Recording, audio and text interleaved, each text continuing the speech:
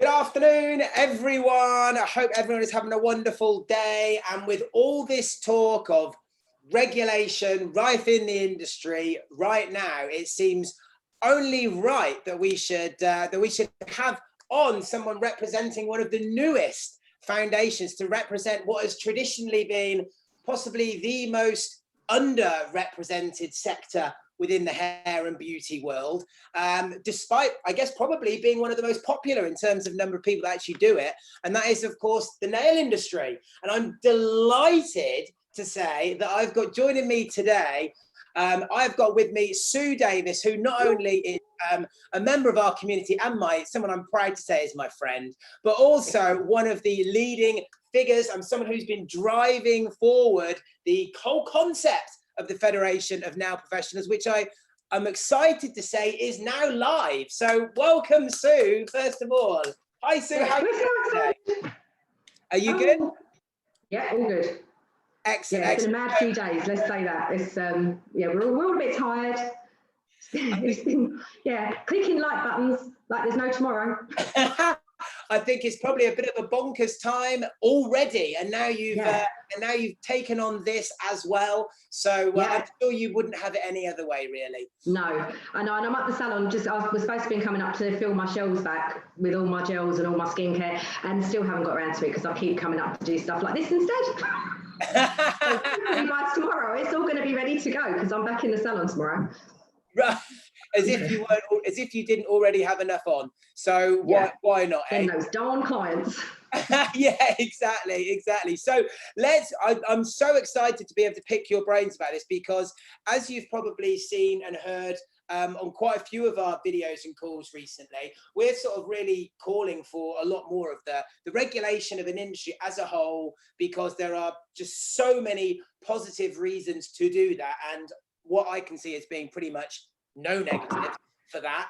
But as I've mentioned at the introduction there, the nail slither of our industry has traditionally been quite poorly represented, hasn't it? So tell us a little bit about, exactly what is the Federation of Nail Professionals, so the FNP. The FNP. Where did it come about? Where did it come from? Okay, so back in lockdown, Marion Newman, BEM as she is now, got a load of us together in a massive Zoom, and off the back of that came a little group of us that started talking about education in the nail industry, and rolled it forward a little bit to June, and a small group of us, we all got a phone call from Marion. And when Marion kind of gives you a phone call, you don't really go, oh, shall I? You kind of just go, okay. It's like, the thing is, it's like Marion is like the mum of our industry. And so when Marion calls, you are kind of like duty bound to follow. And so I said, yeah, that's fine. And I've ended up in a position after months and months. I think me and Donna have just been trying to work out man hours, and I think we've done something like about 100 hours of meetings, and it's mad. And there's been a lot of us involved. And so we got to a place, we've gone through so many different projects we want to do. Marion, in her wonderful world of schmoozing that she does, we've managed to link with Javier and Babtac. We've got collaborations that are really exciting with them coming up that we can't really talk about at the moment because they're not finalised, but we will be linking massively with Babtac and with Javier and the British Beauty Council to just elevate the nail industry, because we have been kind of left behind a little bit. And although we've had associations over the years, they've never really hit the target that we will now be able to hit. We have a seat at the table. Excellent, which is so important. So as you said, there's the whole concept of, you mentioned it yourself, the table. So we've got all of the bodies, the support bodies for each individual slither of the market. And now this idea of everyone trying to actually get together. Let's have our voices heard as one instead of maybe against each other, so that we can get some better regulation and a consistency across the industry, right? And a voice in government, right? Because that's me, that's one of the most important bits. And amongst the other trade bodies over lockdown, they have managed to do amazing things for the wider industry. And it was noted on many occasions that the nail industry kind of wasn't really there. So there was a suggestion made to Marion that maybe she would like to rectify that, and that's where the federations come from.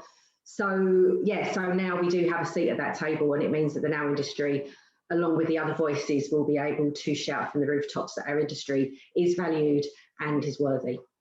So after what has been a turbulent time for the industry as a whole in 2020, something really positive for nail professionals could still yet come out, out the other end. And this is one of the reasons we wanted to launch, and I mean, it is only a soft launch at the moment. We aren't in our full final position yet, but we wanted to get a soft launch to start gathering supporters so that the voice of the nail industry can be recognised as we start moving through.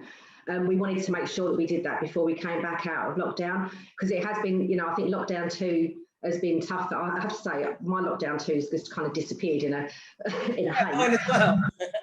Busy, but I know a lot of people have been struggling through lockdown 2, and we wanted to kind of end that on a high note for everybody as much as we could and bring some positivity, which I know you're a great advocate of. Yeah, absolutely. No, I think it's definitely to be commended. So what are you doing personally then? So what's your role within all of this? So yeah, I have the great honour of being deputy chair of the federation, which is and it is, and to me that's just such honour above honours. It's amazing. It's a very regal title, that, isn't it? Regal title. I know. Hopefully, I've got to stop saying hopefully. I will be up to the job, and I'm also looking after information, which just. A lot of my role is going to be irritating everyone with just putting information out on a regular basis and making sure that everything we do put out is factual, accurate and timely, and that, we don't ever misinform. And on that point, actually, which you say that, I think this year has been such a good example of how social media particularly can really kind of affect and alter and change that. You see people relying and quoting like random people's posts verbatim as if they're like law. And there's just been so much confusion from can we open, can't we open, what can we do, what can't we do, can I travel, what date can I open? And actually throughout a lot of this, obviously Marion's group, which I'm also in, has been one of the better places to be, unquestionably. So I'm sure that a lot of that will cascade down into what the Federation's going to be doing. So I can't think of anyone better to be at the top of that tree. No, and it isn't. And the thing is, and now because we have a seat at that table, that means that when, like yesterday, we put out our first big announcement from like where we've had it from government sources. And it does mean that we're literally next to the horse's mouth. So whenever we do put anything out, that does come direct from government sources now. Which is amazing. And not only amazing, but just so important. Because if people can at least then go and then they can then carry out their own duties and deal with their clients with confidence, knowing that, well, actually, I've got this evidence that I can rely on, which, as you say, there's been so many grey areas. It's been crazy this year, really. It has been, and I think as well, it's not, obviously there's issues where the government have changed their mind and all that kind of stuff when they've got to react to different things that are going on, and it just makes it very, very confusing. If you pick up the wrong social media link, then you could have information that's a week out of date. So we all have to do our due diligence to make sure that we have the right information. So what are the actual aims of the FNP then? So apart from, outside of the, as you say, having a voice, a seat at the table, as it were, what are the sort of the overarching aims of the Federation? So what we have formed, the beginning of it was all around education, and that is going to be one of our key factors. We all know that there's an awful lot of education out there that is lacking and is perhaps not fit for purpose.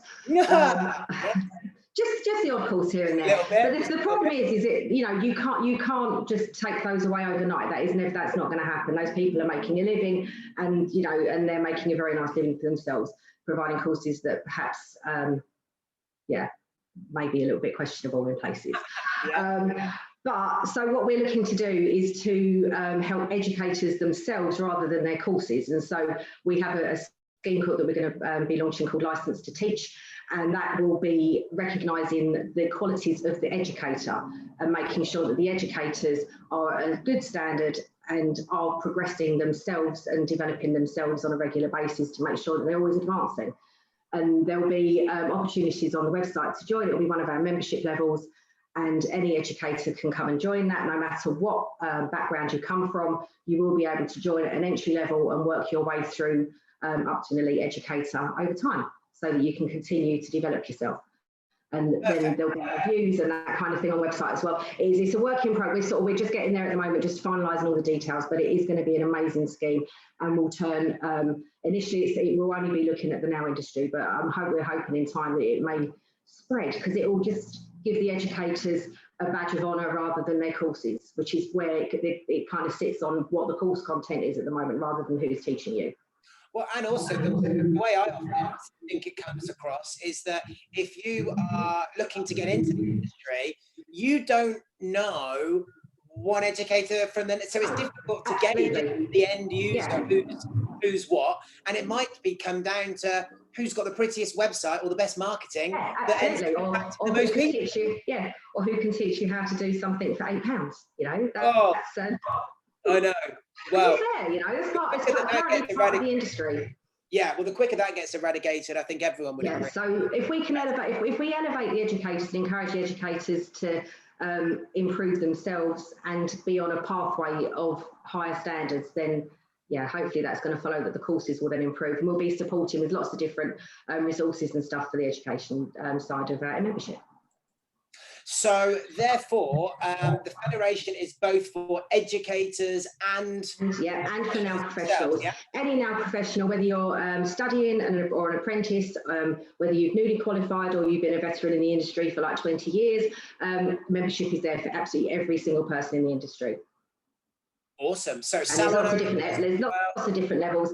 The base information and sort of like just a taster of what is available is on our membership pages at the moment, so you can go and have a look, and that will be launching very, very soon.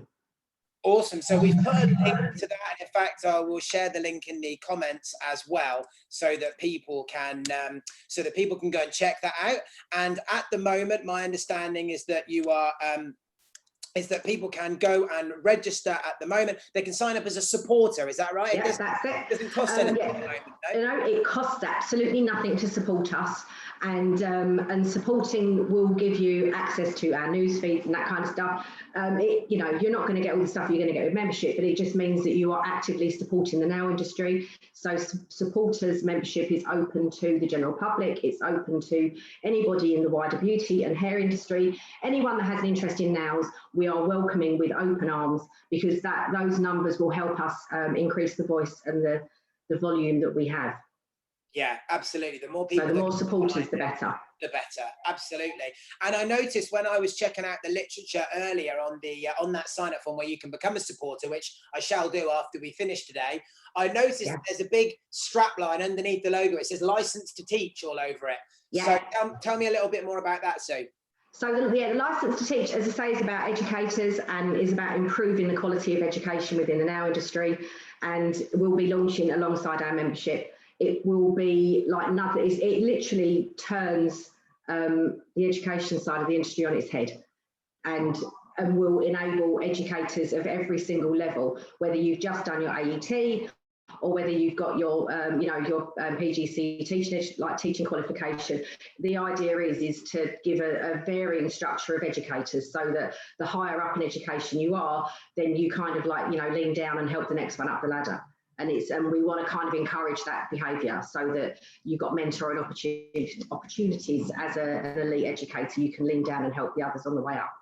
I love that. That is such a good idea. And I think also as well that anything that can be done so that people collaborate with each other and help one another, it has got to be encouraged, because I don't know why, but there's something about our industry whereby so many people seem to not want to support each other, and I just don't get it. And I don't seem to see it in other industries as well. And it's like, it's a real backstabber industry. We're all stronger together, and it's one of the least beautiful things about the beauty industry, in my opinion. Definitely, it is. I think we're a bit like the kind of, we've got like a paparazzi kind of mentality, and it's like, build people up and then rip them down as soon as they're doing well.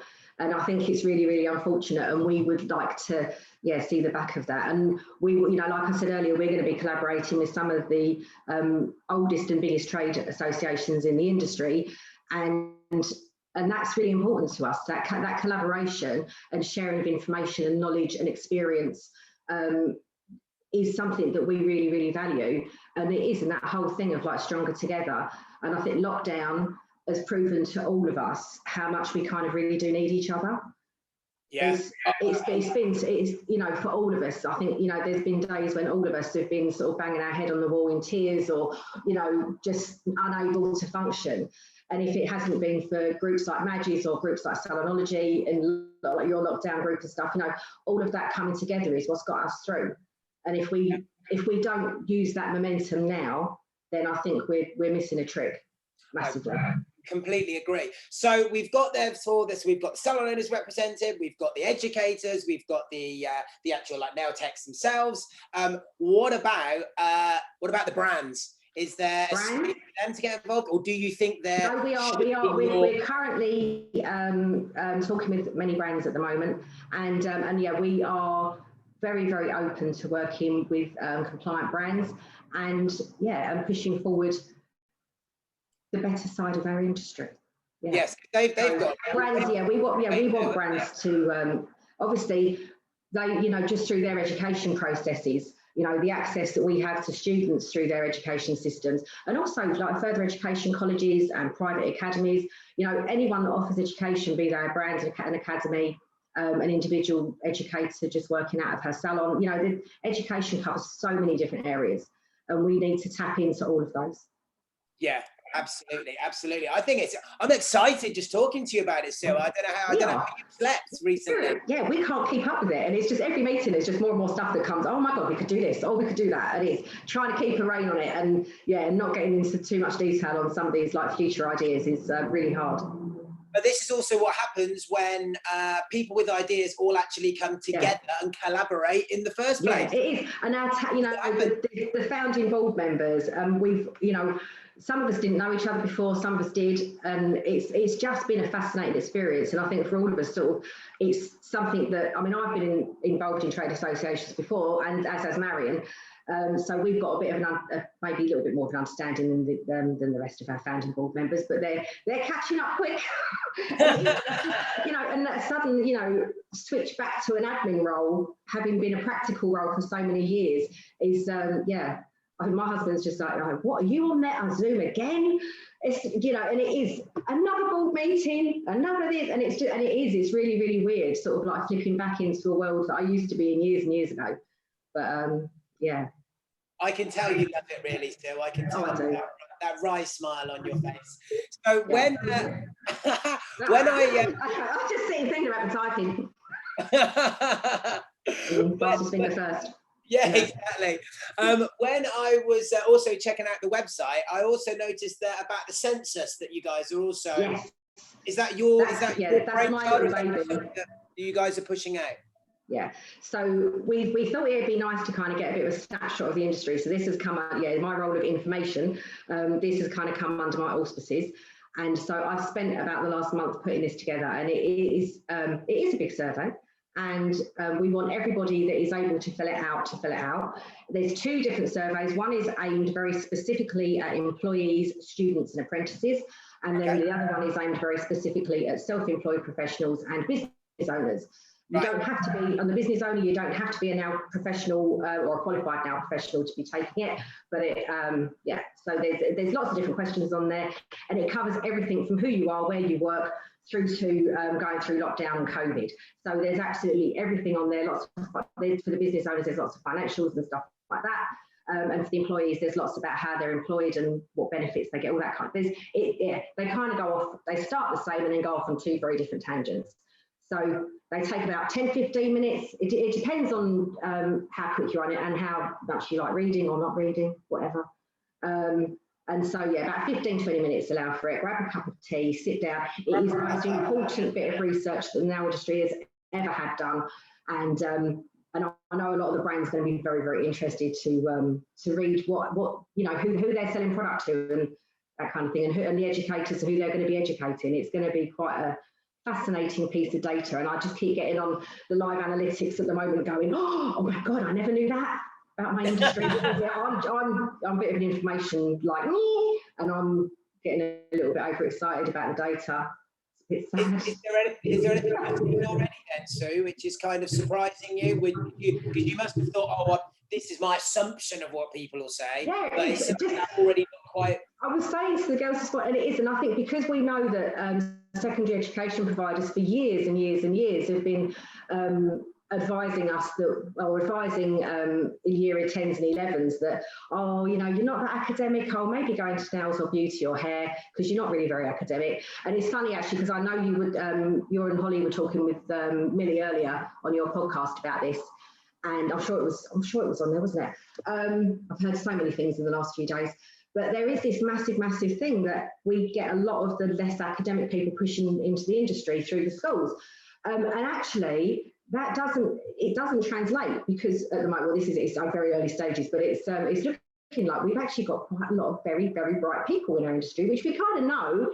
But it's yeah. But that little bit of it, like the education bit, and where people are coming from educationally, I've been quite pleased. But as I say, can't really do anything about them because it is this like such early stages, and we're hoping we want to get about 5,000 minimum, maybe up to 10,000 people doing this. We know that there's thousands and thousands and thousands of now-techs and professionals. Yeah, I was going to say, I was having a conversation with someone recently. It might have been when I spoke to Marianne about it, and I was trying to get an idea of a number on how many now-techs we think there are in the UK. I mean, how many do you? I don't know. This is it. I mean, and even doing something like the survey, we're never going to find that out. I think there's information somewhere on one of the, it's come out of one of the national censuses, I think, and I'm sure there's supposed to be something like about 60,000, something like that. But and there's a lot, but obviously they don't all come on Facebook, and they don't all interact in the groups that we interact in. So it's really hard to try and track that figure.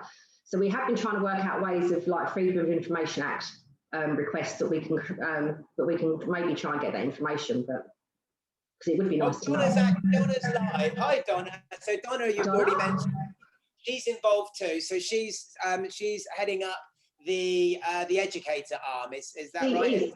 Donna and I are like partners in crime at the moment of like marketing and doing Facebook stuff and Instagram stuff. Yeah.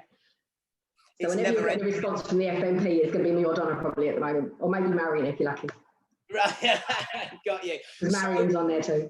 So in terms of, so how can people get behind this then? So we need people to sign up as supporters, yeah? Okay, so you need to go and sign up at www.the-fnp.com and yeah, sign up, be a supporter, and like our Facebook page, like our Instagram, and we will be sending out lots of information. One thing I do want to point out as well, because this has been a query that's come up a couple of times already, is that we are a UK-wide federation. And that means we will be looking at England, Scotland, Northern Ireland and Wales. And I put up yesterday a little thing that just says, well, and we decided, after I posted out my first one, I thought, oh, it would be so nice if I put a little flag on, just so everyone knows that that's the Welsh one, but I couldn't go back and change it. So unfortunately, the first one didn't have that on. But going forward, because with especially how COVID's working at the moment, obviously there's different regulations in every nation of the UK. And so we will be having a little flag from whatever nation it relates to, just so you can immediately go, oh, that's a Welsh one, or that's a Scottish one, that applies to me, or it doesn't apply to me, just to try and make sure that we are as inclusive as possible, because we know that the people, like we know that our professionals in the four nations that aren't England really, really do feel that they're excluded, and we don't want that to be the case anymore. No, absolutely not. In fact, this is about the opposite of exclusion. This is about inclusion, right? Yeah, absolutely. Bringing everyone together. Yeah. So, and what about, you mentioned this is, you've used the word supporter a couple of times, Sue. So yes. It's free to sign up at the moment. It is free okay. At the moment. And then at the moment, so well, supporters will always be free, because we're always going to want, because it isn't, you don't have to be a now professional to be a supporter. It can be anybody that can be a supporter. And when does that? Get your mum, your nan, anybody. Anyone. We don't care. Your membership itself open then, assuming that's something different? Yeah, membership is completely different and will be tiered depending on the level that you enter at. Okay. And so, yeah, you can see at the moment, if you go to the membership page on the FNP website, you can see all the different levels of membership. You can also see the costings. We are also having annual payments where you can just obviously pay in one lump sum. And we're also having quarterly payments, because we recognise, obviously, especially through COVID, people's finances can be a little bit limited, so that we're given the option to make 4 equal payments throughout the year as well, which will have a slight premium on the price, but it means that you can break your payments down over the year. Love that. Okay, excellent. And yeah, no, I think that that's covered everything. So what I think would be a worthwhile thing for us to do then is to encourage everyone to at least go and become a supporter, right? Because it doesn't matter if you're hair, beauty, nails, go and support us, because it will increase the voice at the table. Doesn't matter what part of the industry you come from. No, I can't help but think that can only be a positive thing for everyone that's concerned, because as we know, and as we mentioned earlier, we're certainly very much behind trying to get everyone to unite in the most sensible way that we all can, and really push forward to improve the industry further, give it more of a voice, make sure that, dare I say, everyone takes us a bit more seriously, because absolutely. I think, you know, there's such a misconception that we're all, you know, I'm very sorry to blonde people, but there is that whole thing of like that sort of like dumb blonde thing that is just so outdated and so awful. And I do think that everyone kind of thinks of us as being people that don't really have very much intellect or academic ability, and in actual fact, we are so much more than that. And it doesn't matter, you know. And also, I just want, if I can just say, like, we when you opened, we were talking about regulation, and that is something that we will be working alongside other people with and looking towards. But do just, as Marion was just on with Millie earlier, and it is one of those things with regulation and licensing, you do have to be very, very careful what you wish for, and do remember that if licensing and regulation comes in, you may need to retrain. So we've got to play this really, really carefully. And at the moment, we're working towards self-regulation. And once we are self-regulating properly, and we can evidence that to government, that is when we will get regulation. But the government are not going to regulate us until we are self-regulating ourselves. Got you. That's a really important point. So thank you for clarifying that. So in which case, everyone who is watching this right now, if you are a nail tech, if you're an educator, if you're a salon owner, if you're a hair salon owner, whatever it might be, go and sign up, become a supporter. The link is both in the comments of this video and it's in the description of the video as well. Plus, I would ask you, as Sue said, it's so important to get this message in front of as many people as possible. Please go and share this video into whatever groups on Facebook you're part of. Yeah, go for it. And everyone's in different groups. And often, as we all know, people have to hear the message multiple times before they do anything. They'd be like, oh yeah, I saw that last week. I didn't get around to it because everyone's so busy, right? So it's really, really important that people today, before we go back to work, is Daniel Priestley, who I know you know, has got a whole thing about 11 points of contact. So go out there, push this to 11 places so that you get everyone needs to have 11 points of contact before they press the button. Go press the buttons. There we go. Make sure we get supporters.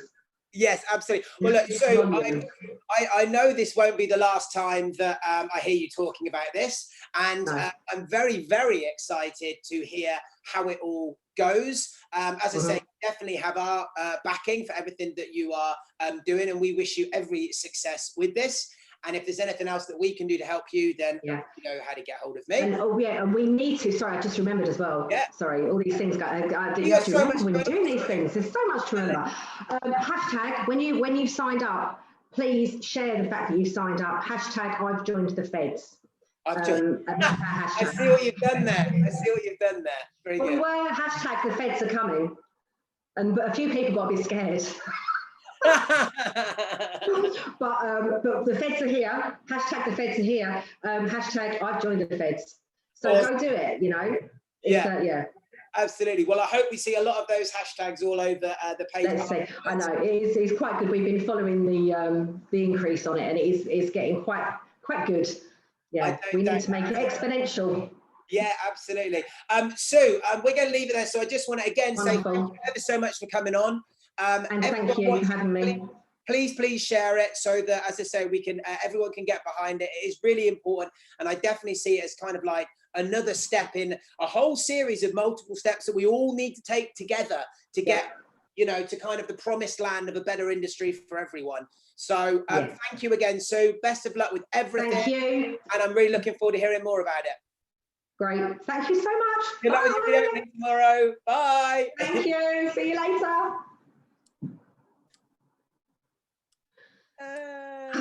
And I think that has ended that stream. Thanks, Sue. That was fab. Was that all right? Yeah, of course it was. Do you know what? It's so much easier doing it with you. We had a massive meeting the other day, like we're trying to get sponsors involved, and that was just like, oh my God. Yeah, that was, yeah. But no, it's much nicer being with someone that you know. Yeah, well, exactly. It is much, much easier, isn't it? So it looks like quite a few people have shared that already. A couple of people have commented saying, I've already signed up. So that's good. Excellent. I'm going to put my money where my mouth is, and I'm going to go and sign up right now as well. Do you know what? I think it's terrible. I don't think I've even signed up at the moment. I think I'm doing enough. I would hope that you'd get free membership, so one would assume. Yeah, no, we will. Yeah, I think we will. Do you know what? I don't know. Really and truly, we probably shouldn't, because that isn't really very fair, is it? It's not really setting an example. It's so hard, and we have got to be. You know, so I'm having this whole drama because like my salon is like tier 3, and I walk out and go 50 meters down the road, and I'm tier 2, and half my client base comes from tier 2, and it's like, oh, right, it's so hard. Yeah, so hard. Yeah. So yeah. So I'm leaving it to my clients to make that decision. I'm not making a choice. No. Well, let's hope. You can't. It's just we are going to end up with no businesses left. But it'd be interesting to see what happens today and see, because they're voting today. Yeah. Have you seen Labour are going to abstain? I did see that. Yeah, which I was a bit surprised about. Yeah, I can't. I do wonder if we're even going to get to tears. Yeah, because if they abstain and enough Conservatives withhold or abstain or go against, that's it. He's lost it. And then where are we going to be?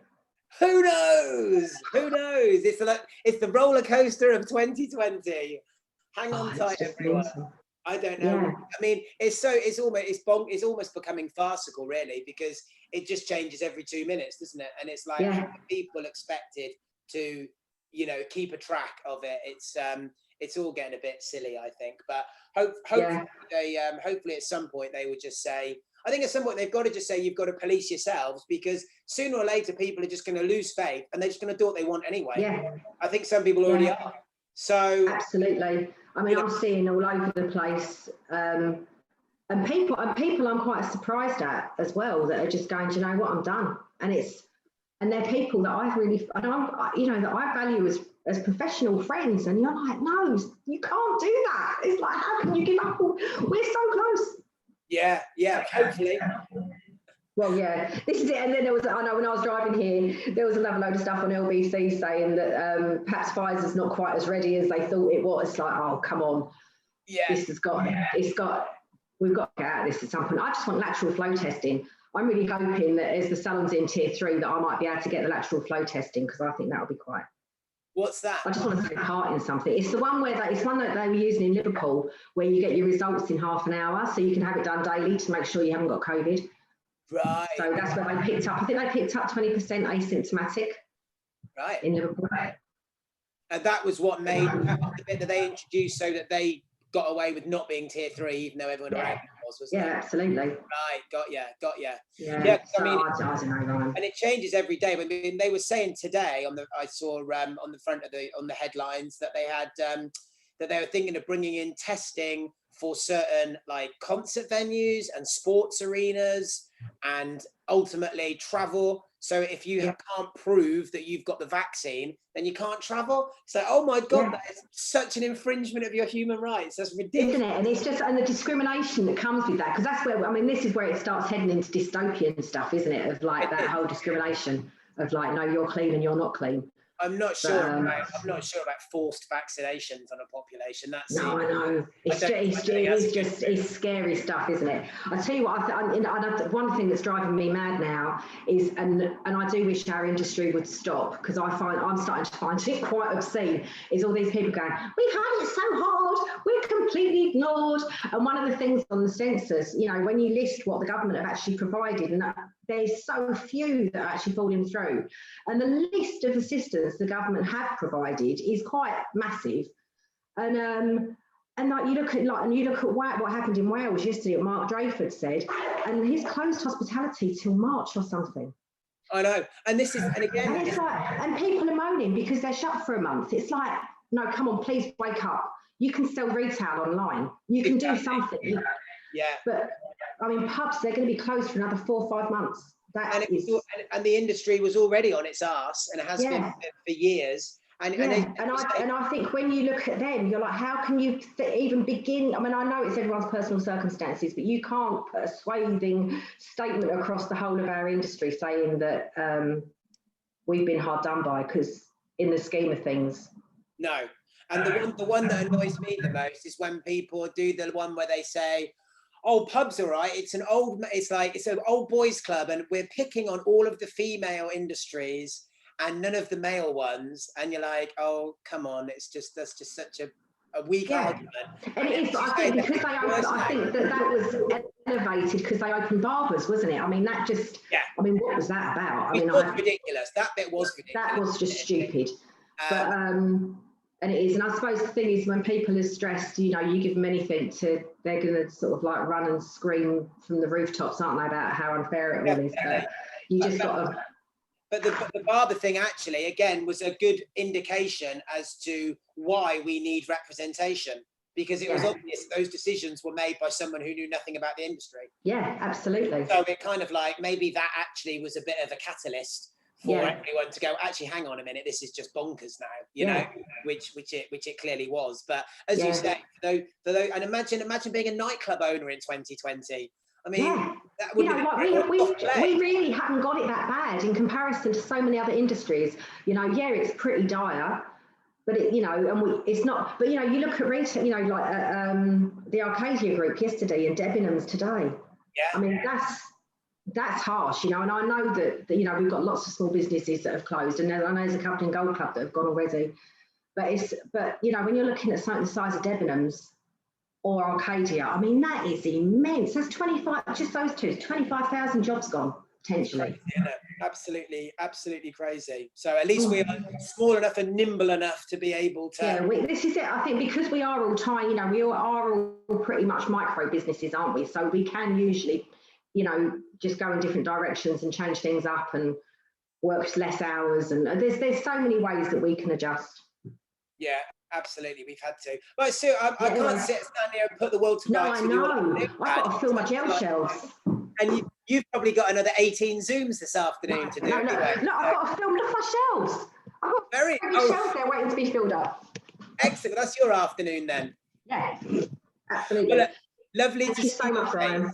Oh no, don't be silly. And again, I haven't shared that into any of your groups. So if you want to do that, then you go for it. I've only shared it into our one. So go for it. I'm going to sign right now. It'll be shareable from Salonology, yeah? It's a public one, so it should be shareable everywhere. Wonderful. Yeah. And good luck for tomorrow as well.